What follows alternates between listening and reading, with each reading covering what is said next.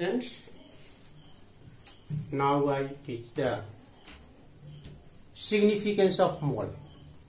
Significance of mole. Topics learning topics होगा significance of mole. हम लोग किसको करने जा रहे हैं? हमने जनरली मोल को सिग्निफिकेंस करने जा रहे हैं, लेकिन पहले हमने कहीं बोला है मोल पी एक केमिकल काउंटिंग यूनिट है। और किसकी केमिकल काउंटिंग यूनिट है? तो आम रूप से पार्टिकल का है। कौन कौन पार्टिकल इसमें आ सकते हैं? तो जनरली जो केमिकल में आते हैं तो वह जनरली जनरली एटम होंगे, मॉलिक्यूल होंगे, आयन होंगे, इलेक्ट्रॉन होंगे और प्रोटॉन होंगे। ये भी हमने कहीं चर्चा किया था कि ये जो है लैटिन वर्ड है जिसका अर्थ होता है कलेक्शन, जिसको हमने एक डिफाइन किया है chemical counting unit of particle is called mole. यह भी कह देते हैं द कलेक्शन ऑफ 6.022 गुने 10⁻23 पार्टिकल इज कॉल्ड मोल। यानी ऐसी स्थिति में कितने पार्टिकल एक मोल का होगा? तो 1 मोल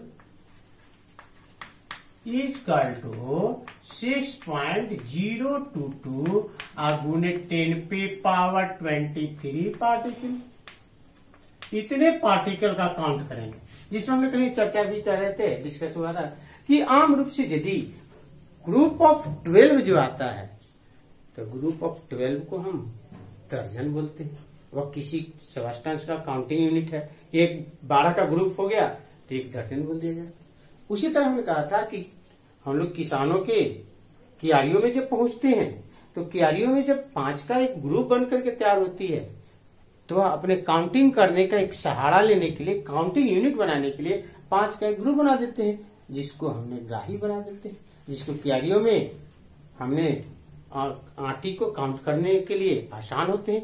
1 यूनिट, 2 यूनिट, 3 यूनिट, 4 यूनिट, यानी 1 यूनिट हुई तो 5, 2 यूनिट हुई तो 10 हो गया, 3 यूनिट हो गई तो 15 हो। इसी तरह व्यवहारिकता में हम आम रूप से 4 का एक यूनिट बनाया है और उस यूनिट को हम गंडा बोलते हैं।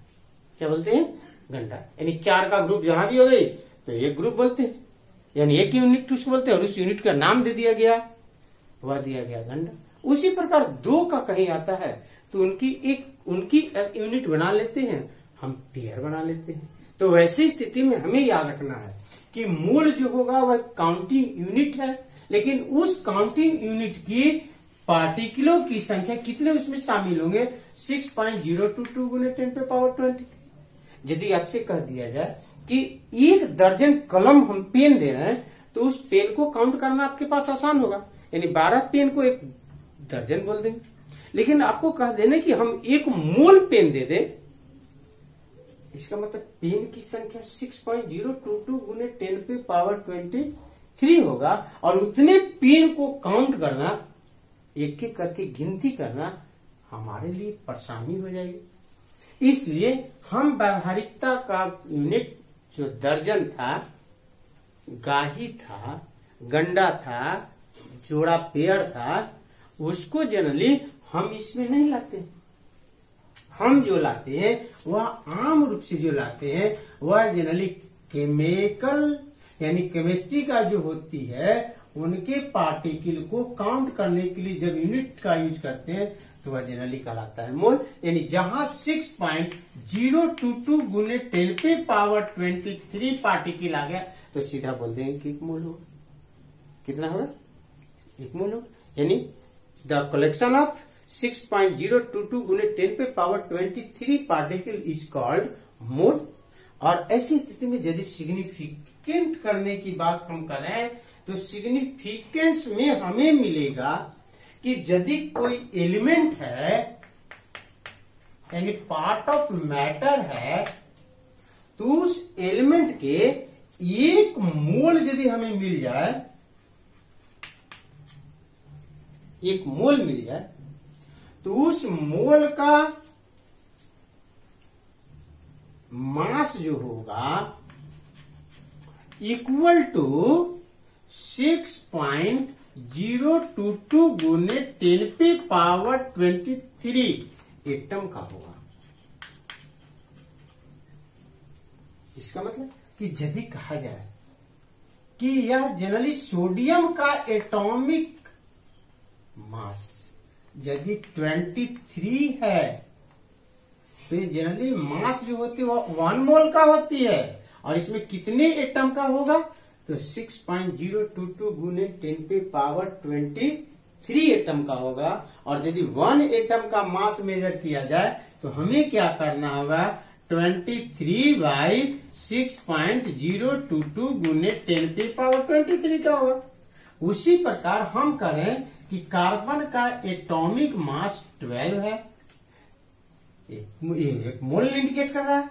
ये किसको इंडिकेट कर रहा है, 1 मोल का। इसका मतलब कि काउंटिंग यूनिट है, और इस कितने यूनिट का होगा, 1 यूनिट में कितने मेंबर इसके आएंगे तो 6.022 गुने 10⁻23 आएंगे। इसका मतलब कि एक एटम का मास मेजर करने के लिए हमने 1 मोल का मास मेजर करें, एक एटम का मास मेजर करने के लिए 12/6.022 गुने मल्टीप्लाई 10⁻23 का लेंगे, जिसका रिजल्ट हमने आपके पास रखा था 1.99 मल्टीप्लाई 10⁻⁻24 ग्राम।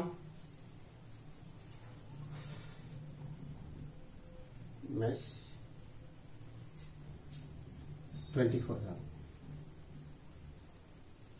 नहीं, -23 ग्राम, हमें -23 ग्राम।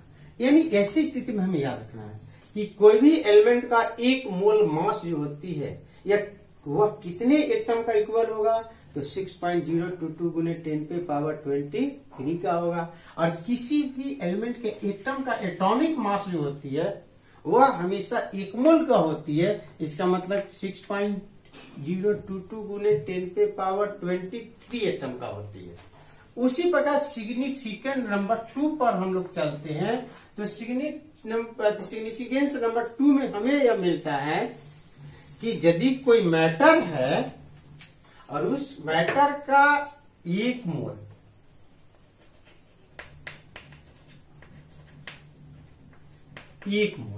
कितने मोल, 1 मोल का फॉर्मूला मास जो होगा, ग्राम फॉर्मूला,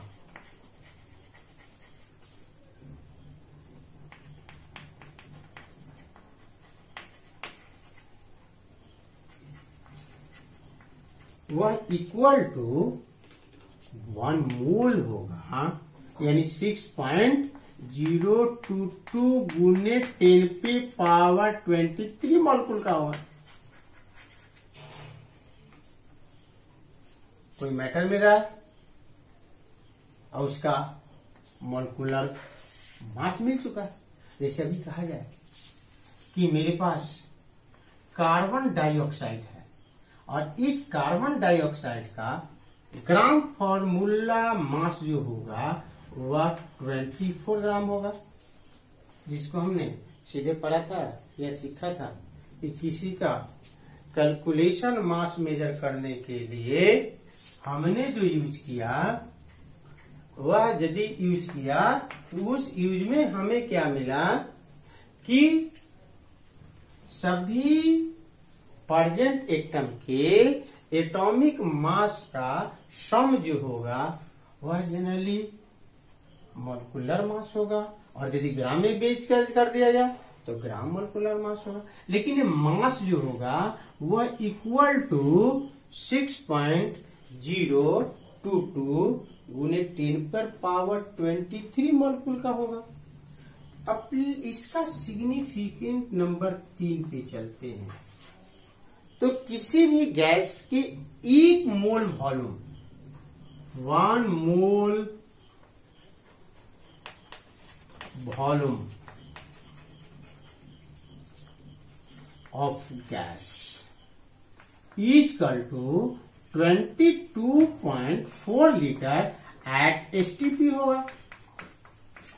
यानी एसटीपी पर किसी भी गैस की 1 मोल का वॉल्यूम जो होगा वह 22.4 लीटर होगा। इसका मतलब कि 22.4 लीटर वॉल्यूम जो बनेगा वह गैस के ए मॉलिक्यूल जो होगा वह 6.022 गुने 10⁻23 होगा। इसका मतलब कि 1 मोल gas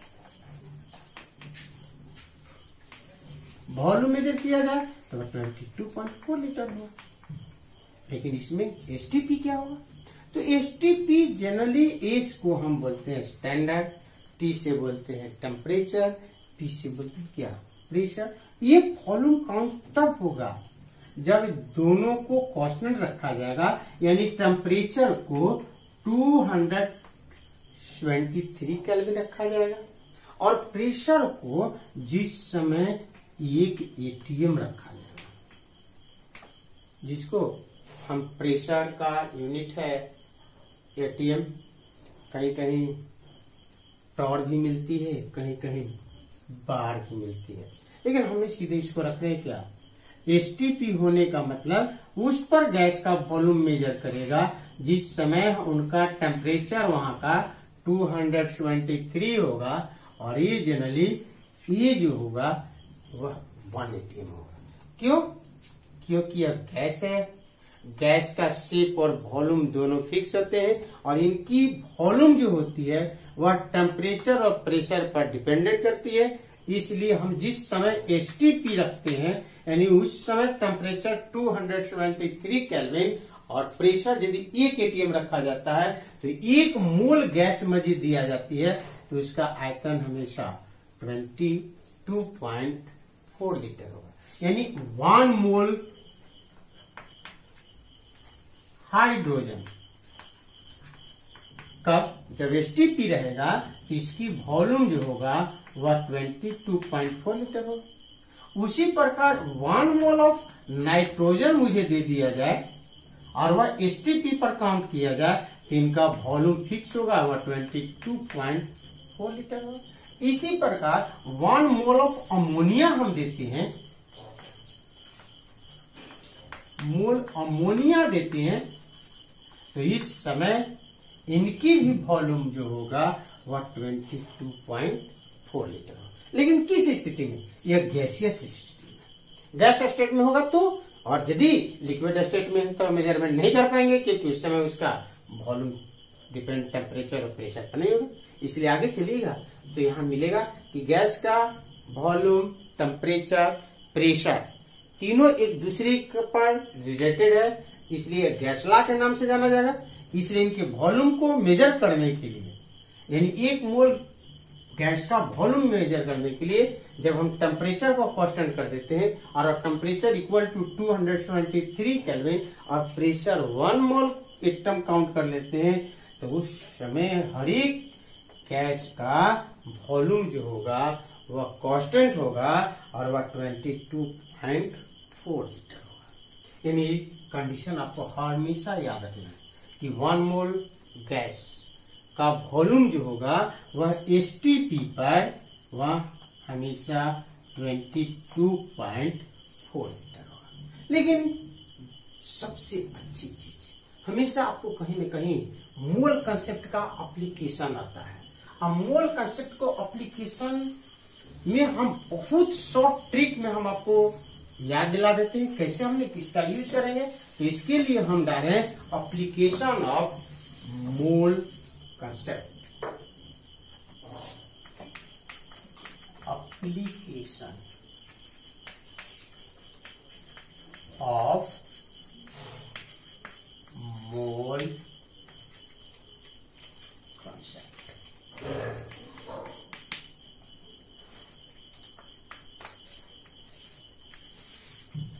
application of mole concept, हम ऐसी स्थिति में मोल को हम यदि काउंट करते हैं कंसेप्ट को तो देखिए हमने बहुत सा न्यूमेरिकल का इसके सहारा लेते हैं।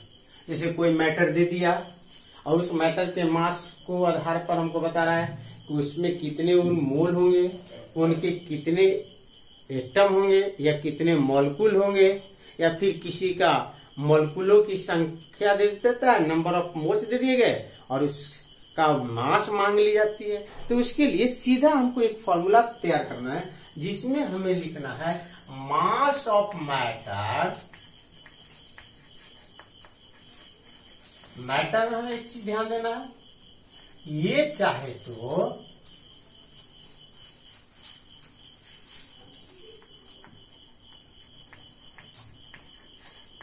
मास ऑफ मैटर, ये मैटर का क्लासिफिकेशन आपने देखा है कि क्लासिफिकेशन में मैटर जो होते हैं योड़ में यदि हम बढ़ते हैं तो एलिमेंट होगा या फिर कंपाउंड होगा। चाहे तो कोई एलिमेंट मिलेंगे चाहे तो कंपाउंड मिलेंगे। एलिमेंट मिलेंगे तो हर एलिमेंट का अपना एक एटॉमिक मास है। यदि वह कंपाउंड मिलेंगे तो हर का अपना एक मोलकुलर मास होगा। मोलकुलर मास होगा तो हमको काउंट करने की जरूरत पड़ेगी। जब काउंट करने की जरूरत पड़ेगी तो हम मोलकुलर मास के लिए सीधा हमने आपको सिखाया है कि उस मोलकुलर फॉर्मूला में प्रेजेंट ऑफ एटम जितने होंगे उनके सभी का एटॉमिक मास का सम कर दो, हमें मिल जाएगा उनका मोलकुलर मास।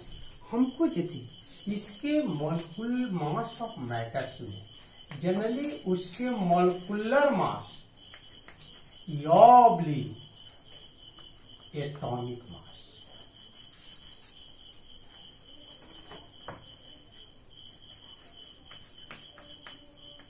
हमने यहाँ शॉर्ट ट्रिक का यूज कर रहे हैं। एम माने मोलकुलर मास और ए माने क्या, एटॉमिक मास। हमको क्या करना है, किस में भाग देना है, तो मोलकुलर मास ऑफ मैटर में वह यदि कंपाउंड है तो मोलकुलर मास से, यदि एटम है तो एटॉमिक मास से। यदि भाग दे दिया डिवाइडेड कर दिया जाए तो equal to number of moles होगा, नंबर ऑफ मोल्स होगा। क्या होगा, नंबर ऑफ मोल्स। यदि मैटर का मास दे चुका है और उसमें हमको कह रहा है कि उसके नंबर ऑफ मोल्स काउंट करो, तो हम सीधा क्या करेंगे, उस मास ऑफ मैटर में उसके मैटर यदि कंपाउंड है तो मोलकुलर फॉर्मूला का डिवाइड देंगे, तो मोलकुलर मास का फॉर्मूला डिवाइड देंगे। यदि एलिमेंट है तो उसकी एटॉमिक मास का भाग डिवाइड देंगे। लेकिन यदि उसके नंबर ऑफ मोल्स में यदि एवोगाड्रो नंबर हमने बोला है, मोल को जनरली हमने एवोगाड्रो नंबर भी बोलते हैं और जिसका नोटेशन बाय एन होगा। यदि एवोगाड्रो नंबर का मल्टीप्लाई ले लो तो आपको मिलेगा नंबर ऑफ पार्टिकल्स।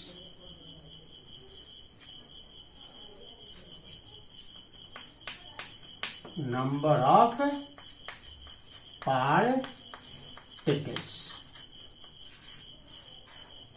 क्या मिलेगा, नंबर ऑफ पार्टिकल्स यानी number of atom oblique molecule. Particle में आपको रखना होगा, चाहे इसको सीधा कर दिया जाए, number of atoms oblique number of molecules, दोनों में से कोई आएगा जहां से इसके कंडीशन डिपेंड करेंगे। मास का मैटर पर डिपेंड करेंगे, मैटर मॉलिक्यूल है, सॉरी मैटर कंपाउंड है तब मॉलिक्यूल आएगा। यदि मैटर एलिमेंट है तो नंबर ऑफ एटम होगा। इसमें हमको डिवाइड दे देना है। यदि इसमें हम भाग देते हैं किससे, एवोगाड्रो नंबर से डिवाइडेड बाय एवोगाड्रो नंबर, तो हमें मिलेगा equal to number of moles. हम सीधा दिखा रहे हैं, किसी मैटर के मास में उसके मैटर के मोलकुलर मास, यदि कंपाउंड है तो यदि एलिमेंट है तो एटॉमिक मास से भाग दे दिया जाए, डिवाइड कर दिया जाए। डिवाइड के बाद मुझे मिलेगा नंबर ऑफ मोल्स। उस नंबर ऑफ मोल्स में एवोगाड्रो नंबर से मल्टीप्लाई कर दिया जाए तो हमें मिलेगा नंबर ऑफ एटम या फिर नंबर ऑफ मॉलिक्यूल। यदि एलिमेंट है तो एटम्स मिलेंगे, यदि यह कंपाउंड है तो मॉलिक्यूल मिलेंगे। हम फिर क्या कर रहे हैं, हम यदि उस नंबर ऑफ एटम्स या नंबर ऑफ मॉलिक्यूल्स में यदि एवोगाड्रो नंबर का डिवाइड लेते हैं तो हमें मिलेगा नंबर ऑफ क्या, हमें मिलेगा क्या, नंबर ऑफ मोल्स। इस नंबर ऑफ मोल्स में हम सीधे मल्टीप्लाई कर देते हैं मोलिकुलर मास से।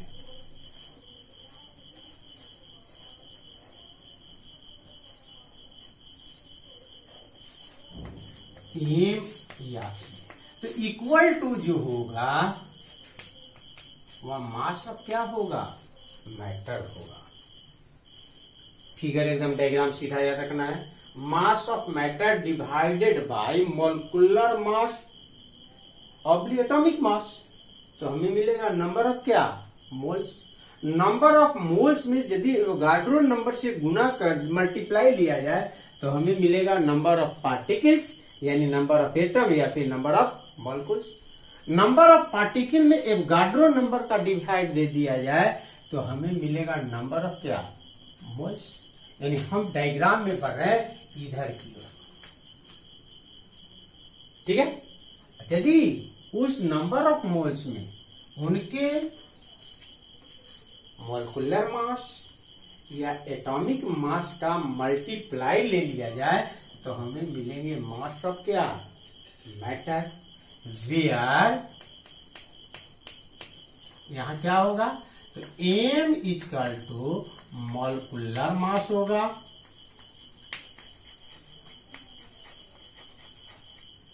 ए जो होगा वह उसका एटॉमिक मास होगा,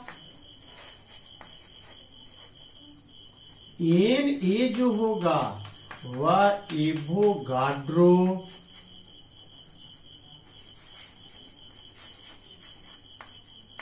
नंबर होगा, यानी 6.022 गुण 10⁻23 होगा। हम इसके सहारे पर मोल कंसेप्ट का जितना भी न्यूमेरिकल होगा उसको हम सिंप्लाइज कर पाएंगे। ध्यान देना सीधा सीधा ट्रिक क्या है, mass of matter divided by molecular mass oblique atomic mass. ये कहां से आ रहे हैं, तो मैटर का पार्ट डिपेंड करेगा। यदि मैटर है मास यूज करना होगा, यदि मैटर कंपाउंड है तो मोलिकुलर मास यूज करना होगा। Equal to number of moles आ जाएगा। यदि नंबर ऑफ मोल्स में एवोगाड्रो संख्या से गुना किया जाए तो हमें मिलेगा नंबर ऑफ एटम्स या फिर नंबर ऑफ क्या, मॉलिक्यूल्स। नंबर ऑफ एटम्स में यदि हम एवोगाड्रो संख्या से डिवाइड ले देते हैं तो हमें मिलेगा नंबर ऑफ क्या, मोल्स।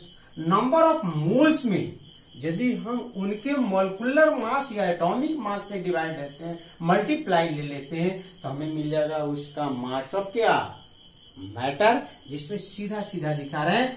वेयर एम जो यूज कर रहे हैं वह मोलिकुलर मास यूज कर रहे हैं, ये जो यूज कर रहे हैं एटॉमिक मास यूज कर रहे हैं, एन ए जो यूज कर रहे हैं वह एवोगाड्रो नंबर है और वह नंबर कितना है, 6.022 गुणित 10⁻23 का। इसके आधार पर हम आपके बुक का एक दो न्यूमेरिकल सिंप्लाइज करने के लिए तैयार है, जिसमें हमें मिलेगा न्यूमेरिकल्स में जिसके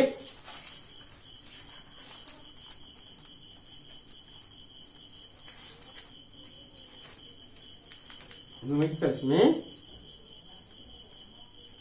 लिखा जा रहा है numerical number 1, question number 1, how many moles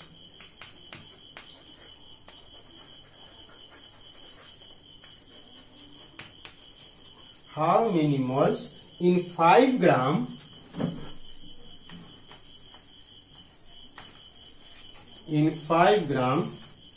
of calcium, जो आपका बुक का पेज नंबर 21 पर है। और उस समय हमसे दिया जा रहा है, बुक नहीं दे रहा है, लेकिन एक चीज याद देखिएगा, अधिकांश में यदि किसी का एलिमेंट्स है या फिर कोई मॉलिक्यूल्स हैं, तो एलिमेंट्स के एटम का अपना एटॉमिक नंबर दे दिया जाता है, क्वेश्चन में पढ़ा रहता है। और यदि मॉलिक्यूल है तो उस मॉलिक्यूल के परसेंट ऑफ एटम का अपना एटॉमिक नंबर दिया जाता है। तो atomic mass of Ca equal to 40। देखिए थोड़ा सा पर नजर डालिए, हमें करना क्या है, कौन चीज काउंट करनी है। तो ये चीज केमिस्ट्री का न्यूमेरिकल काउंट सॉल्व करते समय क्वेश्चन को 1 to 3 टाइम जरूर रीड कर जाना चाहिए। हम रीड करने में हमें मिला है हाउ मेनी मोल्स मांग रहा है, किसको काउंट करने के लिए यूज कर रहा है, मोल्स काउंट करने के लिए कर रहा है। तो देखिए डायग्राम में यहां दिखा रहा है कि मोल्स काउंट करने के लिए हाउ मेनी मोल्स, यानी कितने मोल होंगे, नंबर ऑफ मोल्स काउंट कर रहा है। तो किसका काउंट करने के लिए कर रहा है, तो 5 ग्राम में, यानी मास ऑफ मैटर है, मास ऑफ मैटर है। लेकिन मास ऑफ मैटर में मैटर का कौन सा पार्ट है, तो हमने बोला कि मैटर 2 पार्ट में होगा, चाहे तो वह एलिमेंट होगा या फिर कंपाउंड हो। तो वह सीधे बता रहे कि मेरे पास कैल्शियम है। कौन है, कैल्शियम है। और कैल्शियम है तो जनरली पार्ट ऑफ एलिमेंट्स है, और यदि पार्ट ऑफ एलिमेंट्स है तो आसानी से हम मोलों की संख्या, साथ ही साथ हम हेल्प के लिए रखा है, बुक नहीं दे रहा है लेकिन हम हेल्प के लिए रखा है, atomic mass of calcium equal to क्या, 40। तो हमें निकालना है नंबर ऑफ मोल्स। तो number of moles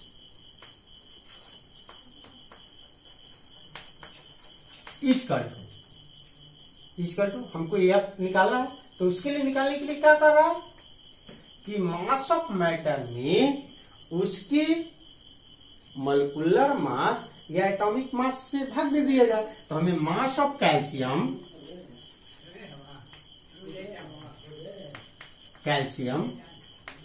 by element है ना, तो एलिमेंट के लिए हमको रखना होगा एटॉमिक मास।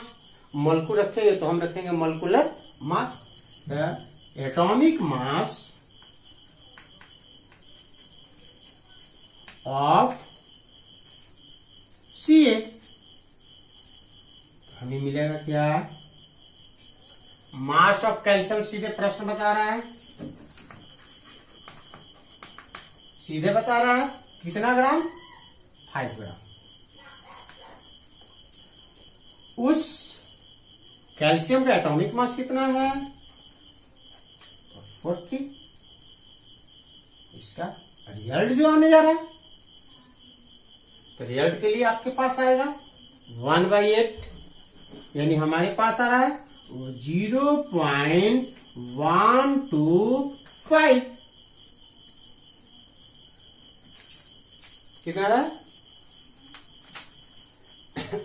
0.15। लेकिन हमने सॉल्व में हमेशा बताते हैं कि यूनिट जरूर डाली, लेकिन ये नंबर है इसलिए नंबर के लिए हमें कोई यूनिट में जरूरत नहीं पड़ती है। तो हम सीधी इतना ही छोड़ देते हैं कि 5 ग्राम कैल्शियम मुझे दिया गया है, तो 5 ग्राम कैल्शियम में कैल्शियम की मोलों की संख्या जो होगा वह 0.125 मोल्स होंगे। इस प्रकार हम किसी भी न्यूमेरिकल्स में मोल कंसेप्ट का न्यूमेरिकल सोल्व करने के लिए इस डायग्राम पर हम पकड़ रखेंगे। सीधा हम बता रहे हैं हर मैटर होगा, चाहे तो मैटर एलिमेंट होगा चाहे तो कंपाउंड होगा। हम उस मैटर के मास में उसके मॉलिक्यूलर मास, यदि कंपाउंड है तो मॉलिक्यूलर मास, एलिमेंट है तो एटॉमिक मास से डिवाइड दे देंगे, हमें मिलेगा नंबर ऑफ क्या, मोल्स। उस नंबर ऑफ मोल्स में एवोगाड्रो संख्या से गुना कर देंगे, और उस एवोगाड्रो संख्या से यदि हम गुना कर देते हैं तो हमें मिलेगा नंबर ऑफ एटम्स या नंबर ऑफ क्या, मॉलिक्यूल्स। नंबर ऑफ मॉलिक्यूल्स या नंबर ऑफ एटम एवोगाड्रो संख्या से भाग दिया जाए तो हमें मिलेगा क्या, नंबर ऑफ मोल्स। और यदि नंबर ऑफ मोल्स को उनके मॉलिक्यूलर मास या एटॉमिक मास से इक्वल से मल्टीप्लाई कर दिया जाए तो हमें क्या मिल जाएगा, वह मिल जाएगा वह मास ऑफ मैटर। यानी हमें बता रहा है कि हमको बढ़ना है किधर, तो हमें बढ़ने के लिए सहारा लेना है लेफ्ट से राइट। इस प्रकार हम किसी का भी हम काउंट कर लेंगे इजिली में number of moles, number of particles के बाद साथ साथ किसी का मैटर का मास निकाल लेंगे। मास निकालने के लिए हमको उसको चाहे तो मोल्स दे देना होगा, चाहे तो उसको हमें नंबर ऑफ पार्टिकल्स मिल जाना चाहिए, साथ ही साथ उसकी जानकारी हो जानी चाहिए कि उसका एटॉमिक मास क्या है। Thank you.